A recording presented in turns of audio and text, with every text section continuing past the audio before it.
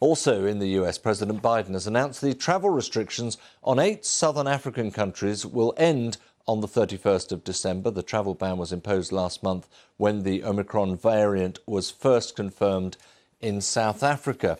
Well, let's go live to Pittsburgh now. Dr. Amesh Adalja is a senior scholar at the Johns Hopkins University Center for Health Security. Thank you very much indeed, Amesh, for joining us. I wonder, let's start with President Biden's move to knock these 8 southern African countries off the banned list, as it were. A good move?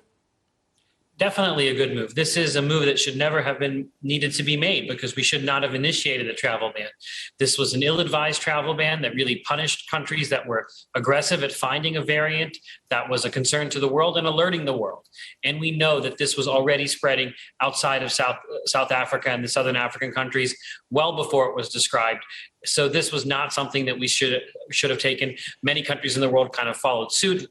It's a bad practice. Travel bans don't work, and they give people a false sense of security and have lots of negative consequences. Do you say that almost on a point of principle? I mean, is there a point at which a travel ban, if it's recognised very early, a travel ban could work?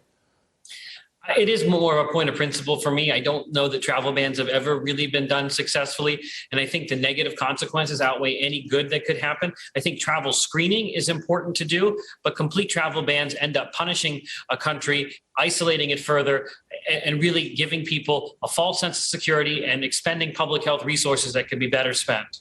Right. We hear more every day, don't we, about the economic damage that COVID is causing, and the Centers for Disease Control now recommending effectively 5 days isolation, at least if you're asymptomatic and you've got COVID, and then just be very careful for another 5 days. Do you think that is a smart move as well, reducing the period of isolation for COVID patients?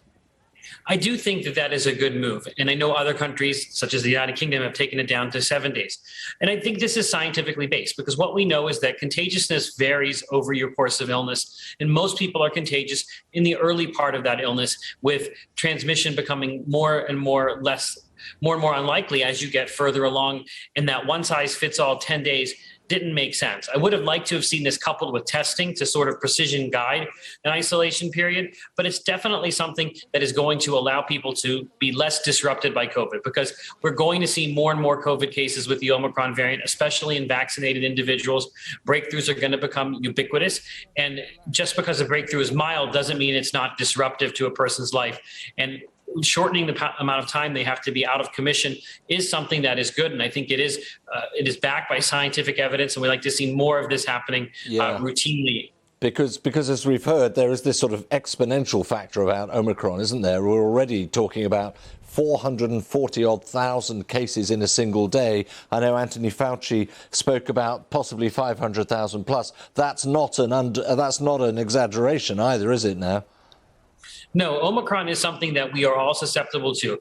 The mutations that it has allow it to get around the protection afforded by vaccines and prior immunity. And that's going to allow it to basically infect anybody at will. So we are going to see cases rise. People should not be alarmed about that. That's the norm. Remember, there are 4 other coronaviruses that cause about 25% of our common colds, and they get around our immunity all the time. Omicron is following that pattern. The key is to keep this away from high-risk people who are not vaccinated. But cases are going to lose importance, and we're really going to have to focus on severe cases and hospitalizations, because those numbers for cases are going to ebb and flow, and we're going to see spikes, especially as countries get hit with Omicron. OK, Amesh Adalja, thanks very much indeed for joining us. Thank you.